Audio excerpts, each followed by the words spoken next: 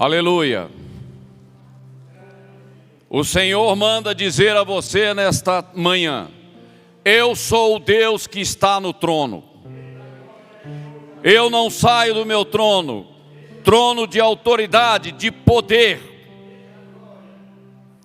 E a causa da tua vitória é que eu não saio do trono. Posição de autoridade que o Pai me concedeu. E que ninguém pode remover a minha autoridade. E a minha autoridade está sobre a igreja. Sobre a tua vida. E a minha mão nunca esteve encolhida quando a ovelha se extravia. A minha mão vai atrás, porque eu luto por aquilo que é meu. Assim diz o Senhor. Amém?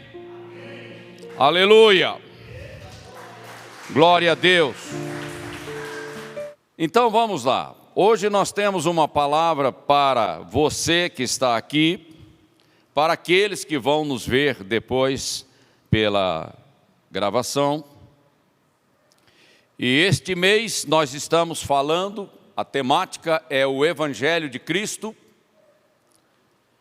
E hoje nós vamos falar o anúncio do Evangelho. É um tema bastante amplo e não dá para falar tudo numa ministração. Eu vou tentar fazer o máximo aqui, mas é difícil. Ok? Por quê? Quando nós falamos de anúncio, nós estamos falando de proclamação, de boas novas que devem ser comunicadas num determinado lugar, num determinado tempo. É uma comunicação. Só que essa comunicação vem do céu para a terra. E o instrumento da comunicação é a igreja, somos nós. Ok? Você não vê nenhum anjo pregando o Evangelho. É você, sou eu. E é impossível pregar o Evangelho, anunciar as boas novas, sem desenvolver relacionamentos. Eu vou ter que lidar com o outro. É ele que precisa ouvir. Então, o relacionamento faz parte desse trabalho de evangelização. Seja em pequena escala, seja em macro escala. É sempre com pessoas que nós vamos estar nos envolvendo. Ok? Isso tem que ficar claro, porque senão a gente não tem a clareza da visão de Deus para a igreja. E aí, com certeza, a questão da grande comissão. O Evangelho veio do céu. Não veio de nenhuma escola lá do Egito, de Alexandria, da cultura grega, de Roma, não. O Evangelho veio do céu. É algo de Deus. É algo que é operado pelo Espírito de Deus na vida dos homens. Você não vê o Espírito Santo agindo em Júpiter. Não tem ninguém lá. Ele vai fazer o que lá? O homem foi criado e colocado na terra. Então é aqui que está o centro da batalha que nós temos contra o diabo. Eu peço para a Stephanie liberar os slides para a gente dar sequência aqui.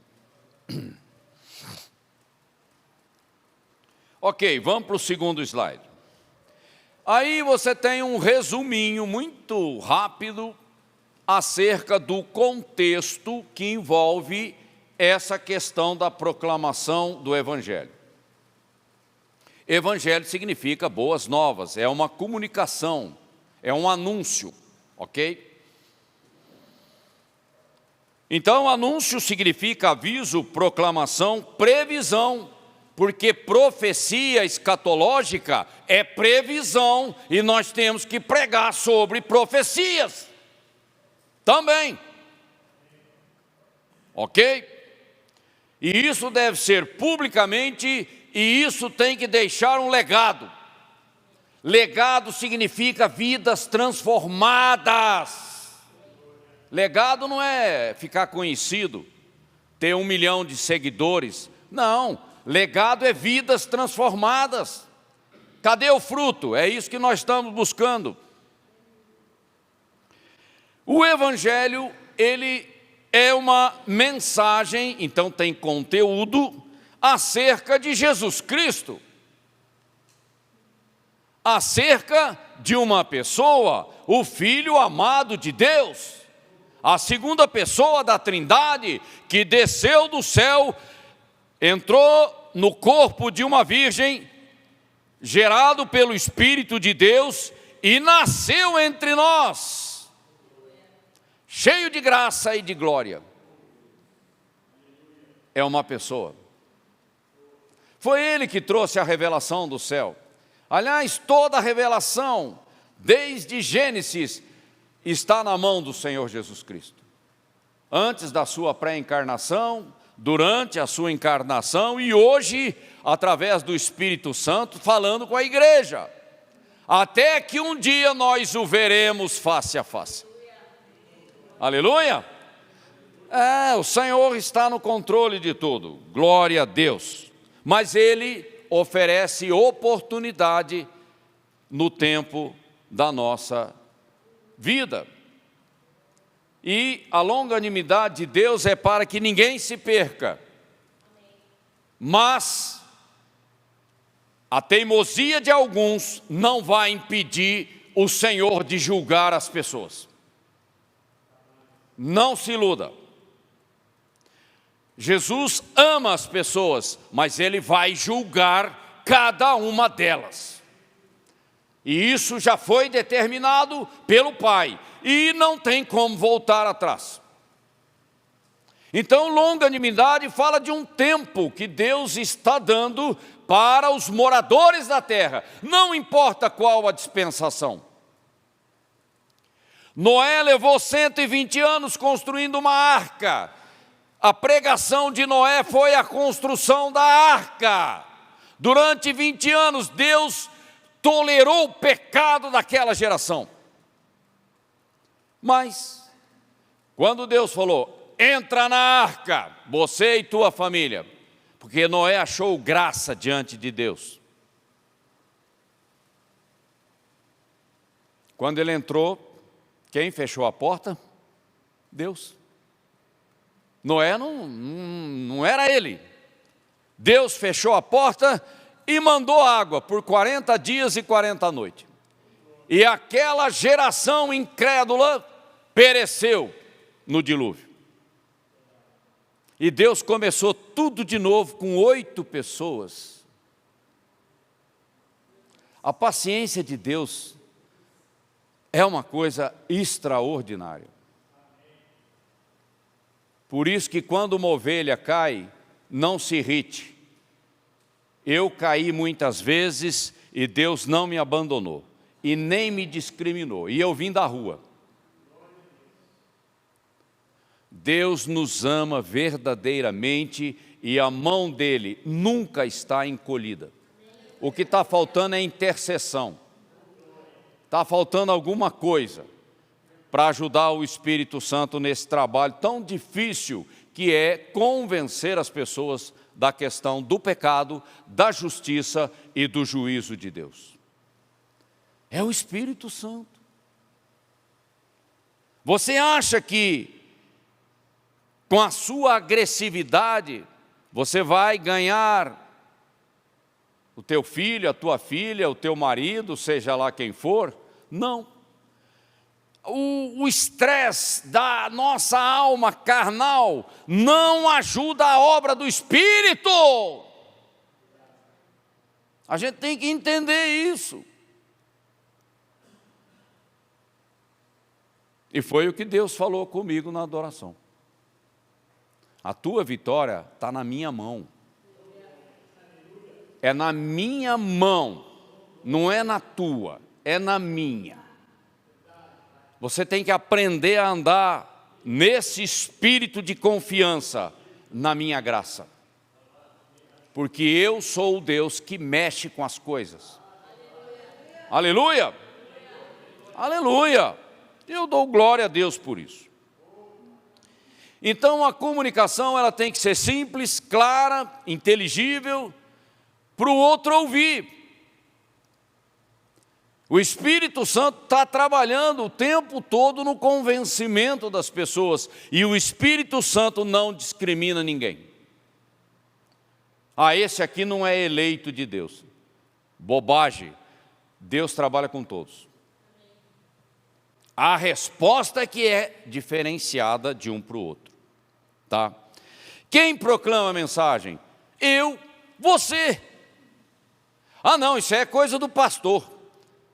Como se fosse uma profissão e você ganhar salário para fazer algo. Não, pastor, ou seja, dons de ministérios, não é profissão, não é negócio, é sacerdócio. E todos nós fomos constituídos sacerdotes do Deus vivo. Não tem ninguém.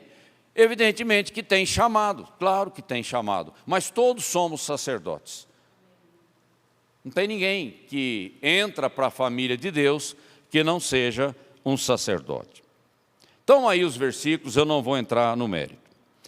A quem é dirigida a mensagem? Para qualquer pessoa que cruzar o teu caminho. Lá no serviço, no ônibus, no trem, no supermercado, eu não sei. Você tem que estar dependendo do Espírito Santo para ver o que ele quer fazer. E aí você fala, eis-me aqui. Mas se você não tem essa sensibilidade, as pessoas vão passar por você e vão passar. Só que um dia essas oportunidades acabam. E aquela alma vai para onde? Porque aqui nós estamos discutindo questão de céu e inferno. Não tem opção, é só essas duas. E o tempo da nossa salvação é aqui e agora. Não é quando eu ficar velho. Não é quando eu estiver num leito de morte. Não. A Bíblia diz, jovem, lembra-te de mim nos dias da tua mocidade. Porque o jovem, ele gosta de ir para a rua, né? É impressionante. O mundo oferece tanta porcaria e ele gosta das porcarias que o mundo oferece. Mas ele não se lembra de Deus. Ele não se lembra da palavra de Deus. Às vezes vai descobrir com muita dor, sofrimento, e às vezes nem descobre, vai embora. Não é? Então, é com a nossa vida que nós pregamos, e também com a nossa boca, também com as nossas mãos, impondo as mãos sobre os enfermos, e enfim, Deus usa, tá? Mas somos nós, o canal. Qual a oportunidade desse testemunho? É aqui, enquanto as pessoas estão vivas. Depois que morreu, já era. Quando a pessoa morre, imediatamente o espírito e a alma saem do corpo. Isso é imediato. E ali você tem anjos, seja do diabo, seja do Senhor. Quem que vai te levar e para onde? Essa é a questão. Você vai descobrir, vai deixar para descobrir lá na frente não tem mais retorno. Se o demônio te pegar, ele vai levar para baixo, aonde está o Hades. Mas a decisão é enquanto você tem um fôlego de vida. Isso é muito sério, as pessoas não dão atenção para isso. Eles acham que o mundo nunca vai mudar. Desde a época do meu bisavô, é assim, vai continuar assim, não vai mudar nada. É o que Pedro chama de escarnecedores. Tá bom demais. A vida é boa demais. E ele vai levando, e ele vai levando. Só que você nunca sabe quando Deus vai cruzar o teu caminho. Isso eu não sei, isso é da soberania de Deus. Eu posso orar, posso clamar, Senhor, estenda o prazo, aumenta aí o prazo da longanimidade, mas quem decide é Ele. Até que, essa expressão é um mistério. A Bíblia fala, o pecado dos amorreus ainda não chegou no nível do julgamento. Então tem nível. Quem é que sabe? Só Deus. Não é eu. Não é você. A igreja não foi levantada para isso. A igreja foi levantada para alertar da consequência. Mas a igreja não julga ninguém. E agora que nós somos a geração do fim, você acha que o relógio está devagar ou está acelerado? O relógio está enlouquecido, gente. Se você não está prestando atenção, eu acho que você está ficando doido. Sabe, eu às vezes da janela do meu apartamento, eu fico olhando aquele tanto de prédio que tem em volta, as luzes acesas, eu falo, meu Deus, em cada casa tem uma televisão ligada. É coisa do diabo. Quando que você vai acordar? Não é vendo televisão que você vai acordar. Não é indo para o shopping. Tem gente que se não for no shopping, ele fica doente. Para quê? Você tem dinheiro para gastar? Oh, tudo bem. Mas não tem uma coisa melhor para fazer não com o seu dinheiro? É essa ansiedade da carne pelo prazer da vida. Isso mata qualquer um espiritualmente.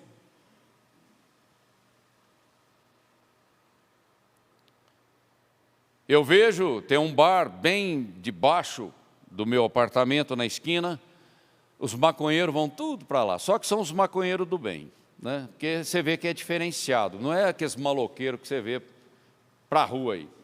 É gente boa, tal.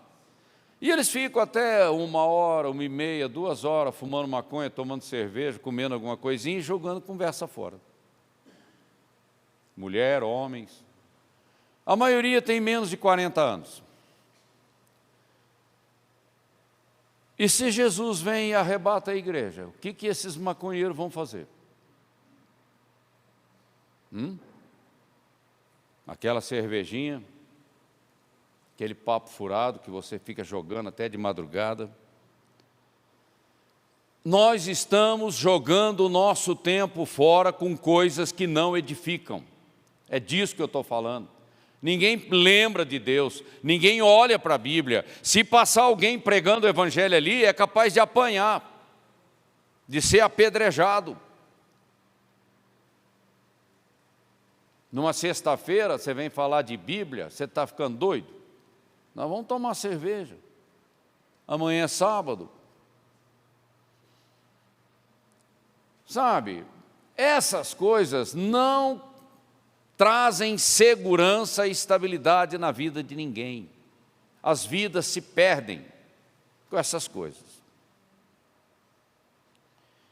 Mas nós temos que pregar o evangelho. Nós temos que falar para esses jovens que desse jeito a coisa vai desandar. Porque vai chegar uma hora que Deus vai intervir. Vai intervir, Ele intervém numa nação. A nação americana está no pecado, mas um pecado grotesco, uma coisa horrorosa. Londres, a cidade mais satânica do planeta. Vai chegar uma hora que Deus vai intervir. E aí uma nação inteira cai. Igual Ele fez com os amorreus. Até que O nível do pecado dos amorreus ainda não chegou no nível do julgamento, mas quando chega, Deus se levanta do trono. Aí o bicho pega. Aí nós temos que clamar pela igreja que está lá, para que haja um remanescente fiel ali, ok? Nem orar em línguas na calçada você pode fazer em Londres, porque a polícia te leva preso. Não pode andar com Bíblia na mão e jamais pregar o evangelho de forma pública, no metrô, numa praça, numa rua. A polícia intervém. O que você acha que está vindo aí pela frente? Falando da igreja, da situação da igreja. Censura, perseguição. Não foi assim com a igreja no primeiro século da era cristã? Não foi assim que agiram contra Cristo e os seus apóstolos? E você acha que vai ser diferente com você e comigo? Mas o Senhor diz: a tua vida está na minha mão, e as portas do inferno não vão prevalecer contra você. Amém? É nessa confiança que nós andamos. Em que sabedoria e poder é feita esta proclamação? Na unção do Espírito Santo. Não é na faculdade que você aprende isso. Não é fazendo um curso de pós-graduação. Não é montando uma enorme biblioteca teológica na sua casa. Isso é bobagem. Eu tenho um monte de livro lá em casa. Se vocês quiserem, eu dou para vocês. E olha que eu não compro livro ruim, não. Sou bom para comprar livro. Deus me deu essa finesse para perceber. E olha que não preciso daquilo. O que eu preciso é da Bíblia. Enquanto eu posso, eu uso o buscador do Google ou outro para facilitar o meu trabalho. Mas vai chegar uma hora que é no papel mesmo. Vamos voltar a ser os crentão de antigamente. Tá bom? E não se iluda com essas coisas. Tá? É na unção do Espírito Santo, porque a unção faz a diferença. É a unção. E o que a igreja precisa é de unção. Unção, unção, unção. Você vai evangelizar, unção. Você vai impor as mãos, unção. Você vai pregar, unção. Seja lá o que você vai fazer, é unção. Porque as coisas de Deus são sobrenaturais, porque elas não são do reino da terra, elas são do reino do Espírito. Ok? E o interessante é que no reino de Deus não tem copia e cola. Não tem. Cada um vai ter que seguir o seu caminho, ok? Porque Deus não fica repetindo fórmulas. É urgente? Claro que é. Nós somos a última geração da igreja, até que haja entrado a plenitude dos gentios. Aí eu vou me voltar para Israel, vou começar tudo de novo com eles, começando pela velha aliança. A construção do terceiro templo. Está tudo na Bíblia, gente. A dispensação da igreja não precisa de templo, porque eu sou o santuário do Deus vivo. Mas Deus vai voltar a tratar com Israel. Vamos começar lá de onde nós paramos, porque vocês rejeitaram meu filho, mas agora nós vamos tratar desse assunto. Por enquanto Deus está tratando com a igreja, salvando gentios, porque a maioria da igreja é gentílica, tá ok? Mas tem judeus também. O que se exige do ouvinte que ouve essa comunicação acerca de Cristo? Atenção, quebrantamento, arrependimento, interesse. Aí que está o segredo, a resposta. Alguns ouvem com o coração, outros ouvem, mas não sabem o que ouviu. Me lembro daquilo que a pastora Valdiva disse domingo passado. Homens de boa vontade. Homens de boa vontade são aqueles que dão atenção a Deus, aquilo que o Espírito Santo está falando às igrejas. Que o Espírito se move, ele está na terra, se movendo. Mas aí, vamos assistir um filme. Vamos tomar uma cervejinha. Vamos pescar. Vamos viajar, sei lá para onde. Nós estamos olhando para onde? Para quem? Para o quê? Para onde que você está olhando? Eu tenho que olhar para Deus. Olhar para o mundo, para aquilo que o mundo me oferece. O mundo jaz no maligno. O sistema do mundo está todo corrompido. Sem arrependimento não tem negócio com Deus. É simples assim. Estratégia. Aqui eu quero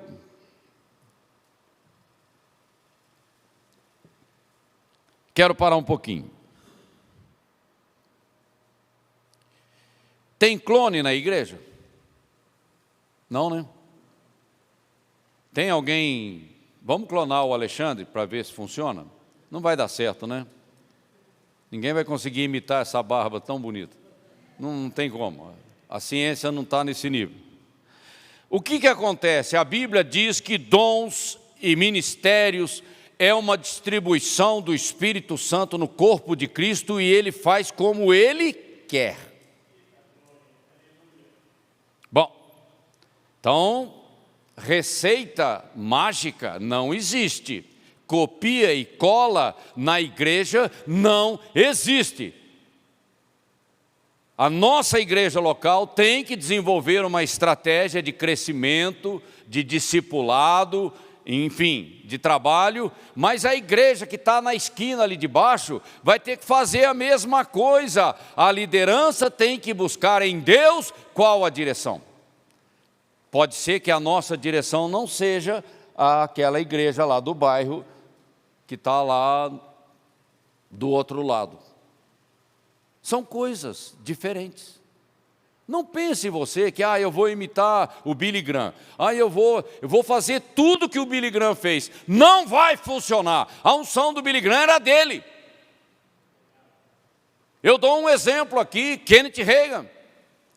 A unção que Deus colocou sobre a vida daquele homem foi uma coisa tremenda, mas o filho dele não consegue operar o ministério no mesmo nível.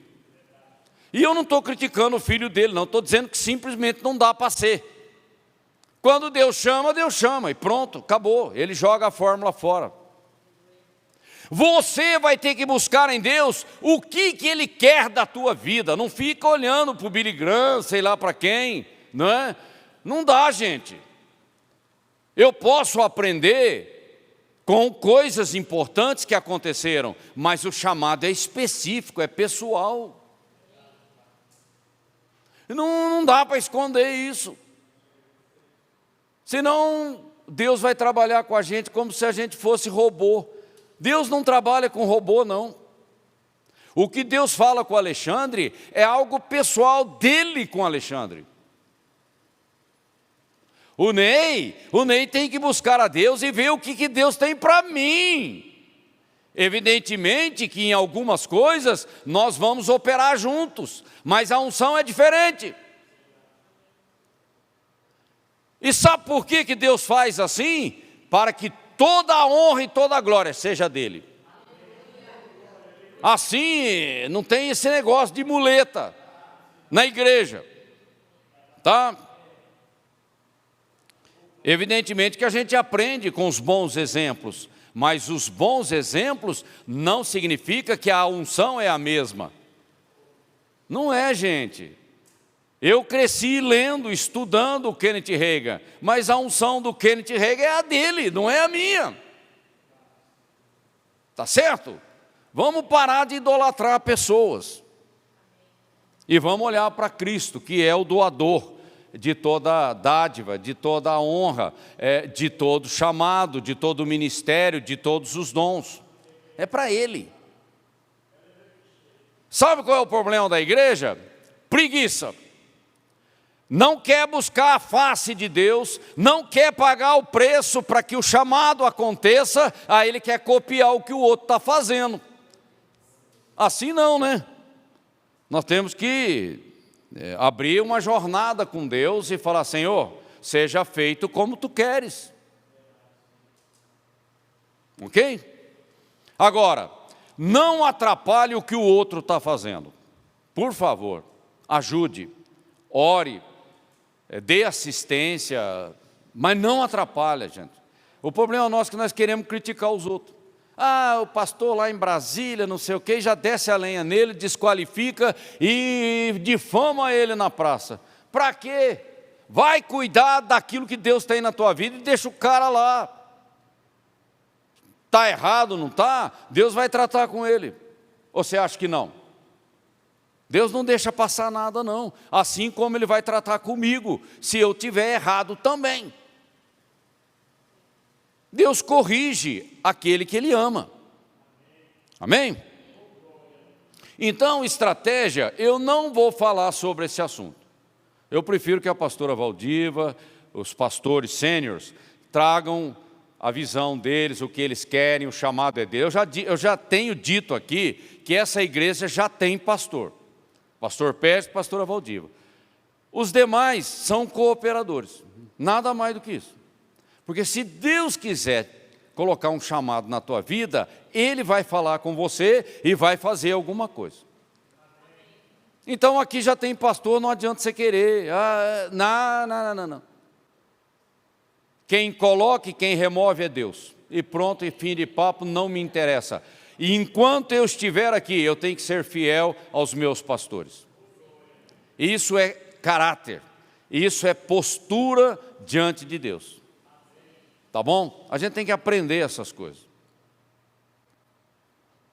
Então eu não vou entrar muito no assunto. É dança, é teatro, é o YouTube, é o Instagram. É qualquer coisa que você possa usar para atingir o outro. Mas não fique evitando relacionamentos. Eu vou ser pastor no Facebook.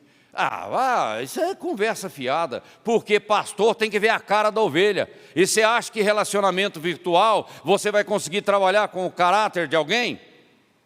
As pessoas se escondem atrás de uma tela, de um selfie. Isso é enganação, isso é hipocrisia.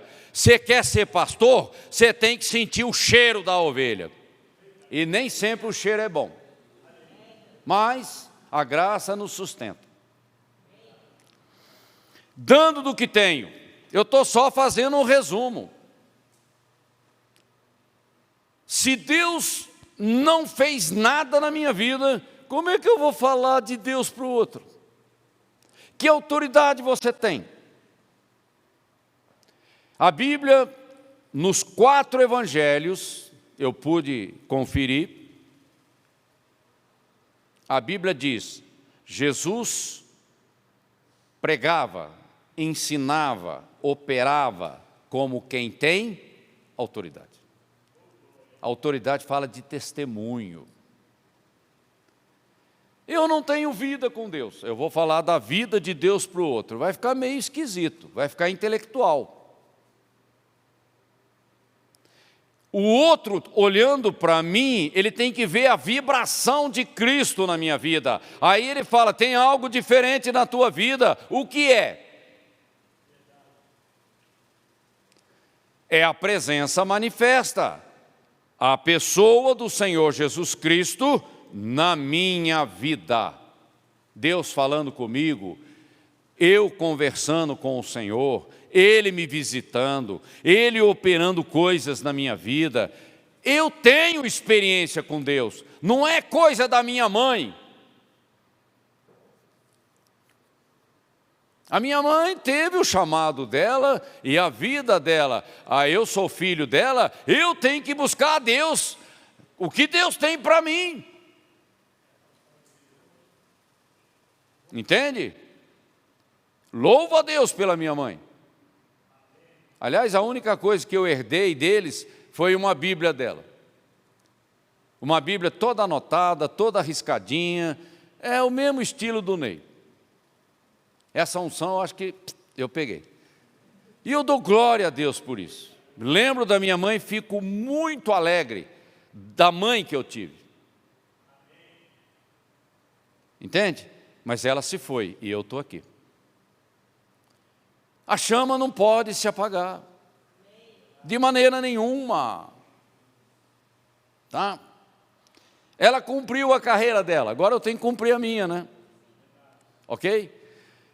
Será que ela foi mais longe? Não sei. Será que eu consigo ir mais longe? É um desafio. Claro. A cultura da excelência fala de ir mais longe. Claro, sempre. Mas mais longe não só em número, não só em glória, em poder, mas em qualidade. E não fica esperando o elogio de ninguém não, viu? Porque o que vai vir, na maioria das vezes, é crítica. Mas a crítica e o elogio não para um servo do Senhor. Não para, não para. Venha de onde vier. Tá? Porque você tem que aprender a andar ouvindo o seu Deus. O que é salvação? Você está falando de salvação, o Evangelho está falando disso.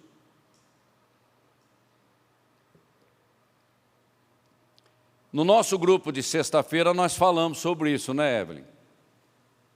Segundo eles, foi uma bênção. Amém, que seja assim. Você tem que entender o que é salvação, do que eu fui salvo, para que eu fui salvo, qual a implicação de ser salvo. Porque senão você vai vender uma religiosidade aí na praça, e já está cheio de religiosidade por aí. Não é, Alexandre? Que a gente tem discutido muito sobre isso. Mais uma placa? Mais uma denominação? O corpo de Cristo é um só. Tá? Um só Senhor, um só Espírito, um só Deus, um só corpo, um só batismo e assim vai. É o que Paulo diz.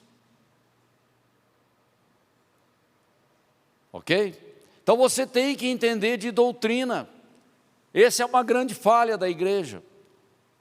Você não conhece as doutrinas, eu vou usar no plural porque são várias, as doutrinas que compõem a sã doutrina da Bíblia. Às vezes a pessoa lê a Bíblia, mas não entende a mensagem, a implicação, a referência que aquilo tem.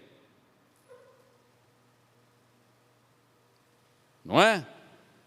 Por que nós temos estudo bíblico na igreja, discipulado? É justamente para tratar de doutrinas, para que a tua fé seja forte em Deus e não em especulações subjetivas. E aqui que alguns pastores que estão por aí não gostam muito. Ah, se eu começar a entrar por essa linha, a igreja acaba, sai todo mundo. Sabe? Mas o que Cristo fez foi ensinar. Ele gastou mais tempo ensinando, porque é o ensino que muda o meu coração. É a semente da palavra de Deus que é viva, que é espiritual, que é poderosa, que é uma espada de dois gumes. Ela tem que entrar dentro de mim e começar a separar aquilo que presta e aquilo que não presta. Essa é a função da doutrina, edificar a minha fé. E são poucas igrejas que resguardaram culto de doutrina ou escola dominical. Quase o resto, ó, é só louvorzão, luz acendendo e apagando, é ativismo, é isso. Mas quando fala, vamos sentar e vamos estudar a Bíblia, isso não. Isso mostra indiferença com relação à palavra de Deus. Por exemplo, aquele versículo que está em Apocalipse: aquele que permanecer até o fim será salvo. Apocalipse não, Mateus 24. Mateus 24, 14, se não me engano. Aquele que perseverar até o fim será salvo. Aí você lê esse versículo e não para meditar, para estudar, você começa a falar bobagem. Quer dizer que a minha salvação depende de eu perseverar até o fim? Então é por obras. Olha só, vou caindo, eu saio do versículo e caio no buraco. Mas o que significa isso? Falta de estudo.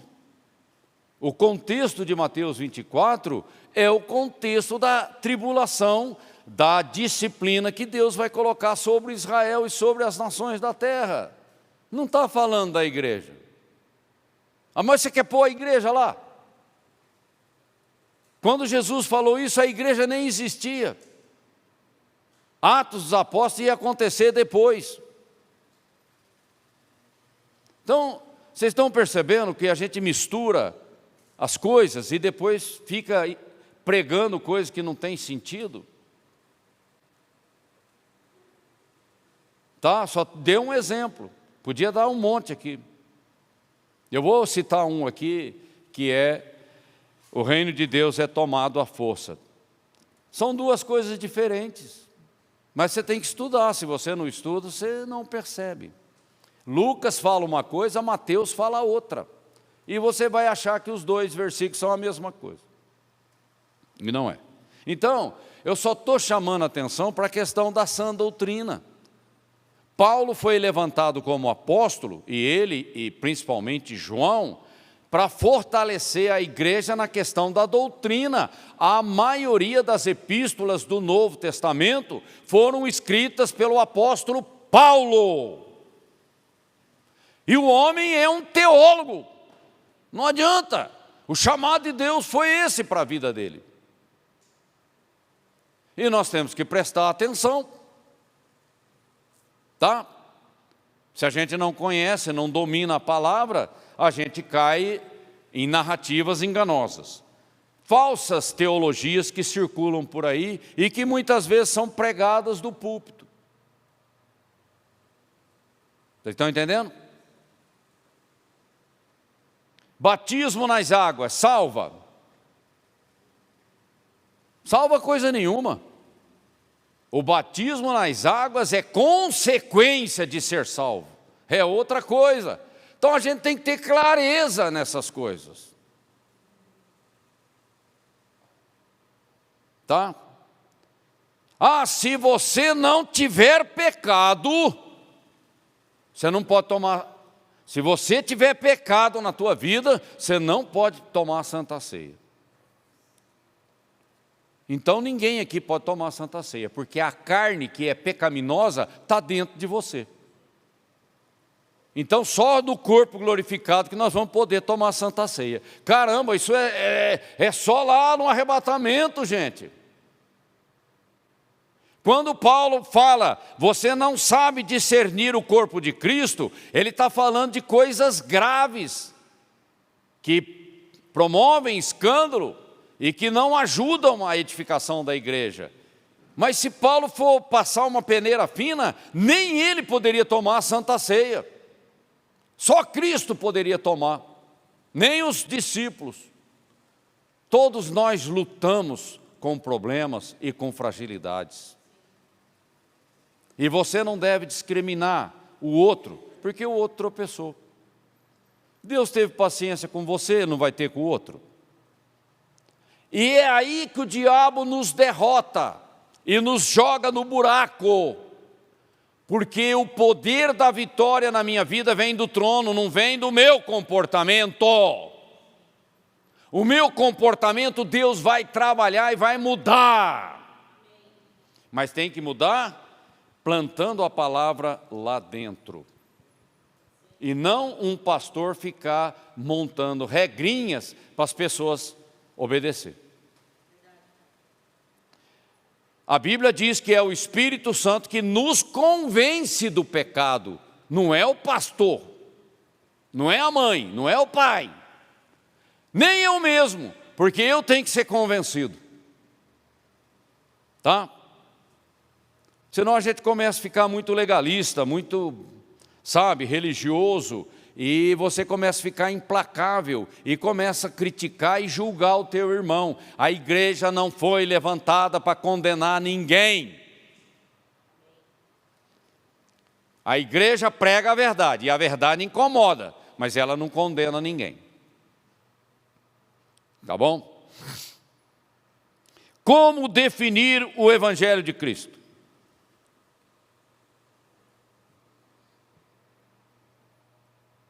Uma teologia liberal. Bom, é um problema, né?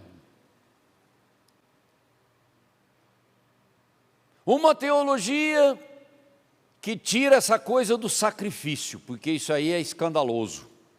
É um problema. Um evangelho sem cruz, não existe. O evangelho tem que ser da prosperidade. Todo mundo ficar milionário e todo mundo cair na carne, para aproveitar bem a vida enquanto é tempo.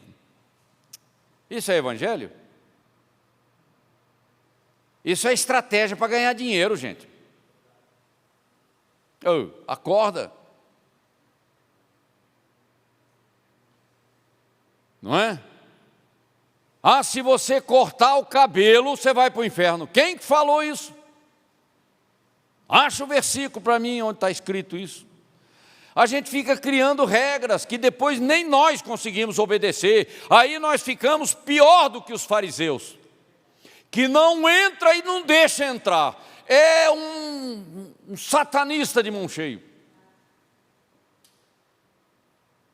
Uma mulher com câncer que perde os cabelos e fica careca, então ela não vai entrar no céu? Para com essa conversa besta. Isso não existe. A Bíblia fala que é honroso para as mulheres terem o cabelo crescido, para não ficar parecido com o homem, porque mulher, homem é homem. O que passa disso é confusão do diabo. É isso. Então a gente tem que tomar cuidado. Que evangelho que nós estamos levando aí para o povo? De que salvação nós estamos falando?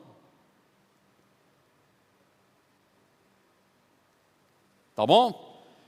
Eu nem vou entrar nesse assunto, porque tem tanta heresia correndo solta nas igrejas, que a gente fica até assustado. Porque uma palavra como graça significa licenciosidade, como se Deus fosse um bobão que não fizesse questão de nada. Não tem nada a ver, isso é enganação. É enganação. Você precisa conhecer o que a palavra diz, porque o que diz não cai por terra, permanece para sempre. Ok? E é nessas coisas que a igreja está se perdendo. Aí, você poderia fazer a seguinte pergunta: Ney, mas como é que Jesus vai arrebatar essa igreja tão complicada, hein? Eu vivo conversando isso com a minha esposa. Olha, no que depender de mim, não vira nada, mas Deus é maior do que eu,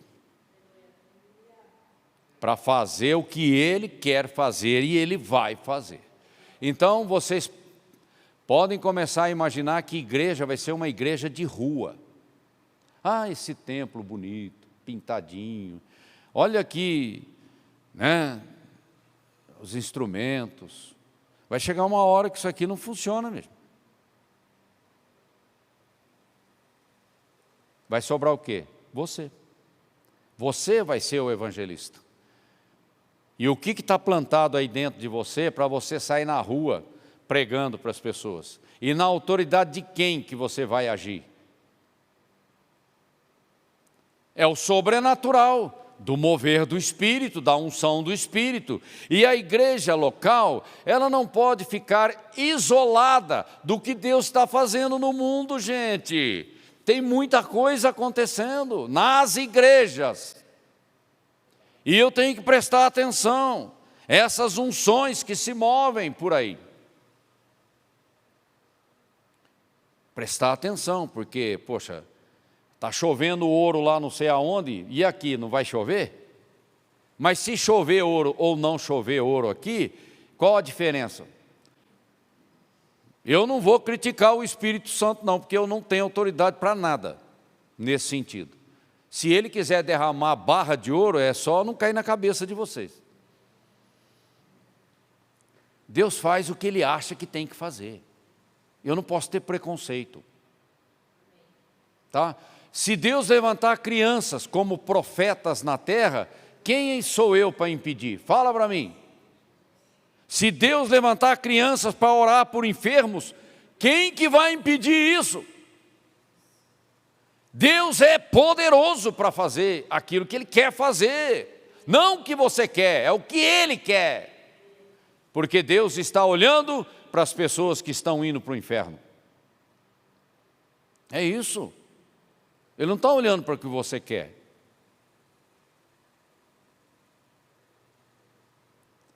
E a igreja está numa situação muito confusa, doutrinariamente falando, e isso tem consequências no seu impacto que tem na terra. A igreja se meteu na política e acabou passando vergonha. Pastores vão para a esquerda, pastores que acham que o Bolsonaro, vamos começar a idolatrar o Bolsonaro.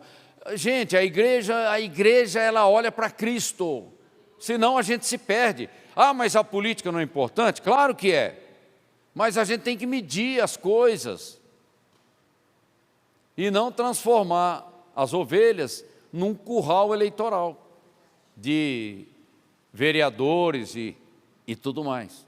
Pastor batendo no peito, fala assim, em Mogi, só na minha igreja eu tenho 10 mil votos. Como se ele controlasse os votos das pessoas.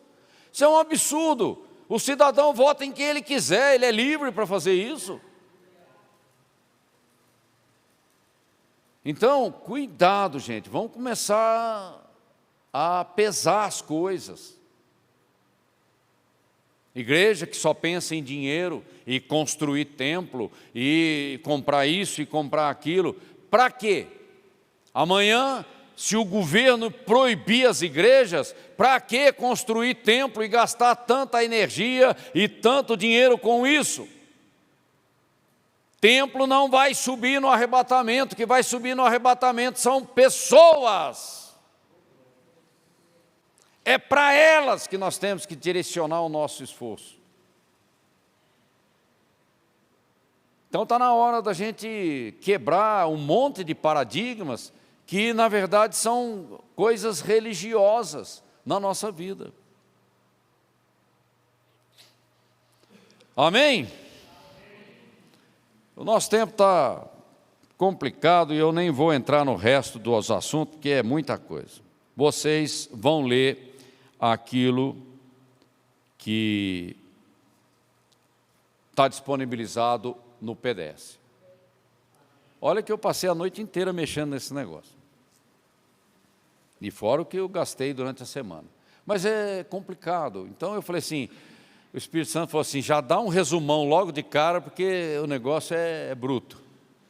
Então já joga logo de cara e pronto, já dá aquela mexida com o povo, e deixa que o Espírito vai trabalhar. Mas eu digo a vocês, leiam o material que a gente posta, não seja indiferente, dá uma olhada, pega os versículos, vai ler. Crescimento não vem de ouvir música gospel. O crente fica o dia inteiro com fone de ouvido, né? Olha um fone de ouvido aqui. Esse é dos que eu não uso. O dia inteiro com esse negócio no ouvido. A fé vem pelo ouvir e o ouvir da palavra de Deus. Eu ouço música pra caramba, mas eu não estou nem aí. Não é isso que me interessa. E eu gosto de uma boa música. Mas isso não quer dizer nada, não muda nada. O que eu preciso é da Bíblia. A Bíblia tem que me convencer dos enganos, dos erros, das artimanhas, daquilo que é frágil em mim, para Deus mexer na minha vida. Não adianta correr da Bíblia. É ela que traz edificação no corpo de Cristo. Eu vou naquela igreja porque lá está cheio de profeta. Por acaso profeta governa a minha vida? Não! Aliás, eu nem tenho visto muitos profetas nos últimos, nas últimas décadas, para mim ser mais sincero. Por que será? Porque será que Deus me discrimina? Porque eu sou resistente? Porque eu sou arrogante? Não. Ney, você tem a palavra, o Espírito fala com você, e vamos que vamos. Nos casos específicos, eu vou falar com você. Posso até levantar um profeta para te ajudar. Mas eu não dependo de profeta. Eu dependo da palavra, em primeiro lugar. Vamos para aquela igreja, porque lá tem fogo puro. Eu já ouvi isso também. Lá é louvorzão do começo ao fim. Uai, e a palavra? Onde que ela fica? Para ouvir música eu não preciso ir para a igreja, eu fico em casa.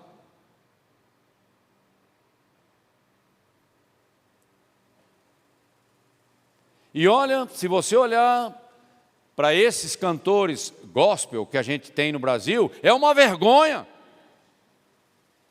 Uma vergonha, não conhece nada de Bíblia, um testemunho frouxo, complicado. Eu vou ouvir pregação na internet. Deus me livre disso. São poucas pessoas que estão na internet que têm algo para falar. A maioria, ok? Ativismo. Seguidores, visibilidade. E daí? Isso não resolve nada. É Bíblia. Tem que gastar tempo com a Bíblia. Aí o Espírito Santo tem material para trabalhar. Mas se não tem Bíblia na tua vida, o Espírito Santo não sabe o que fazer na tua vida. Vamos parar de ficar nessa enganação. Não dá. Não, isso agora é com Deus. Se Deus quiser, Ele faz. Então não vai fazer nada. Porque essa postura que você está tendo não cria uma atmosfera de fé para que a graça opere. Judas podia estar falando isso, né? Se Jesus quiser, Ele faz. Ele não quis, o cara se enforcou e caiu lá de cima. Gente, eu tenho que cooperar com o Espírito Santo. E isso exige a atitude de fé da minha vida, da minha parte. Se você for esperar Deus fazer as coisas, a igreja é arrebatada e você fica. Porque você está desatento, você está desalinhado, você está indiferente. A Bíblia usa uma palavra muito chata para isso, fastio. Esse povo tem fastio de mim, ou da minha palavra. Ou seja, isso aí não me interessa. Mas para assistir um filme, né? Opa! Mas para ler a Bíblia, não dá. Por que tanto preconceito contra a palavra de Deus? Isso é carne. Isso só favorece o diabo. Sonda o teu coração diante disso que você ouviu. Não ouça a palavra para esquecê-la assim que você sair da porta. Não faça isso. Você não sabe o perigo que isso tem. E nem fique batendo no peito. Isso aí que esse pastor está falando, eu já sei de cor e salteado. Cuidado, porque você queima a sua língua. Deus tem queimado a minha língua muitas vezes. Não fala o que não deve. porque nós estamos sempre aprendendo, sempre de coração aberto para algo que o Espírito Santo quer fazer na nossa vida. Não critique o seu pastor, ore por ele. Aliás, mais do que isso, ore para que aquilo que ele tem trazido mexa com a tua vida, porque é o mais importante. Não seja acomodado de ficar sentado num banco de igreja, achando que está resolvido, eu vou para o céu, um abraço. Não se engane com isso. Nós vivemos tempos difíceis, tempos de desafios, quando a minha fé tem que crescer, tem que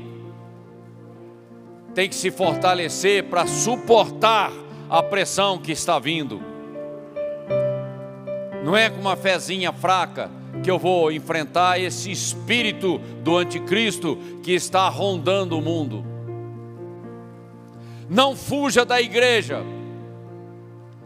Ah, eu pequei. Ah, eu caí. Aqui é o lugar para onde você tem que vir. Não fuja da igreja. Não fuja da presença de Deus. Não atrase o trabalho do Espírito Santo na tua vida. Caiu? Levanta. Caiu? Levanta. E nós, como igreja, temos que estender a mão para ajudar o nosso irmão ou a nossa irmã. Longe de mim criticar quem caiu, porque senão eu caio também, e talvez o tombo seja pior. Não se engane, cuidado.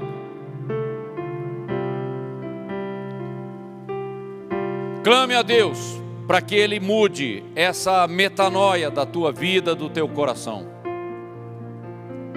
Busque Deus com intensidade, para que Ele quebre as estruturas que veio de outro lugar. Veio da tradição, veio do mundo, sei lá. Peça ao Espírito Santo que quebre as suas estruturas. Como é difícil mudar. Que trabalho que o Espírito Santo tem para trazer isso, para trazer essa realidade na nossa vida. Meu Deus, que paciência que Deus tem conosco, até que cheguemos à altura de varão perfeito, varoa perfeita. Não fique enrolando na vida, esperando ver o que vai dar. Olha, por aí não sai, por aí não vira. Tome uma atitude e faça a diferença. Eu não sei como, mas o meu Deus sabe. Mas eu tenho que colocar o pé na estrada. Eu gosto muito daquilo que Deus disse a Josué. Josué estava com uma missão difícil diante da sua vida, substituir um líder como Moisés, um homem de Deus, e trabalhando com uma nação rebelde, e com muitos inimigos para derrotar. Era uma coisa gigantesca.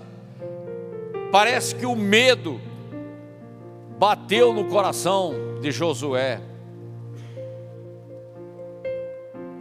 E ele que foi uma dos espias que defendeu a visão de Deus ali diante dos outros espias. E Deus olhou para ele e falou: Josué, gaste tempo comigo, com a minha palavra, e eu serei contigo.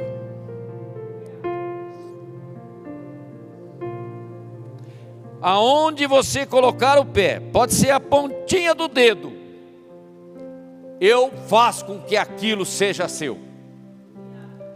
Só a pontinha do dedo, Senhor, só a pontinha do dedo eu já estou operando. Mas se você ficar parado, paralisado, congelado, eu não posso fazer nada na tua vida e o inimigo está rondando a tua volta. A única maneira de sobreviver com Deus é caminhando para frente e não para trás, e não ficando parado. Caiu, levanta. Entrou por uma porta que não funcionou, procura outra. É sempre assim. O que não pode é ficar parado, congelado, paralisado, com medo, correndo o risco de entrar em pânico. São dias difíceis e nós vamos ter que viver pela fé. É pela fé. Pela fé.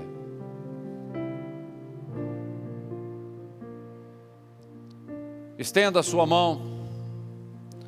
Que o amor de Deus, o amor do Pai, te fortaleça.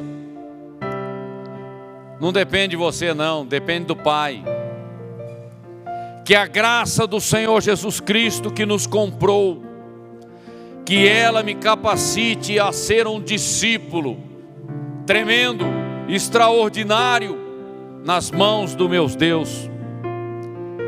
E que as doces consolações do Espírito Santo, sempre presentes em cada momento da minha vida, me deem o entendimento e a direção. Me capacite a ser winner. Winner. Deus te abençoe e você tenha uma ótima semana.